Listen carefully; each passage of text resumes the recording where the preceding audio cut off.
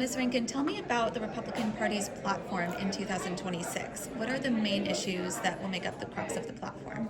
Our main issues that we're going to be focusing on in 2026 are kitchen table issues. It's the affordability. Everybody in California, no matter where you live, they're talking about affordability. They're talking about the high cost of gas, the high cost of groceries, just the high cost of living and housing. And there are many Californians whose adult children are moving out of state in droves because that's where they can afford to live in other states, and it's breaking up families. We're going to be talking about public safety. That's a huge issue for Californians, just to make sure that people feel safe in their communities. Children's education in schools is another one. We, as Republicans, believe that every child deserves a quality education, no matter what zip code they live in. And our homelessness. It's way past time that something is done about the homeless crisis, and we just don't believe that it is good for our society to let people inject themselves on the side of the street with drugs, or freeze in cold temperatures, or just to live homelessly. We want to be able to give them help.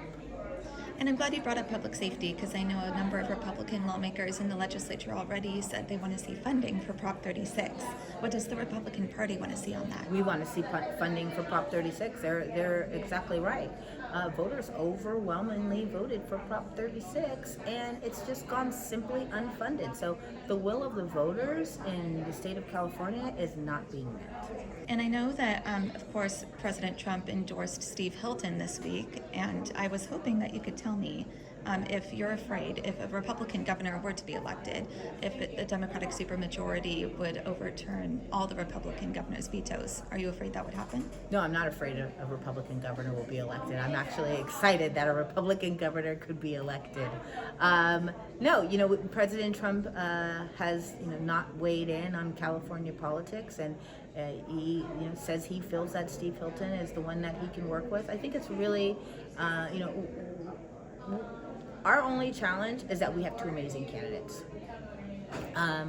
And for the president to want to come and work with someone in the state of California is great.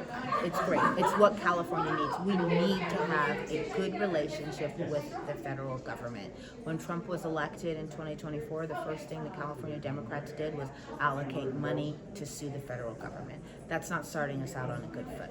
We need to work together. I think it only benefits Californians to have a better life and get those resources, have that collaboration with our federal government. It's something that we haven't seen in a while, because the Democrats here, they have such a disdain for President Trump that they're willing to let us as Californians suffer because they refuse to work with him. But that's all I have time for today.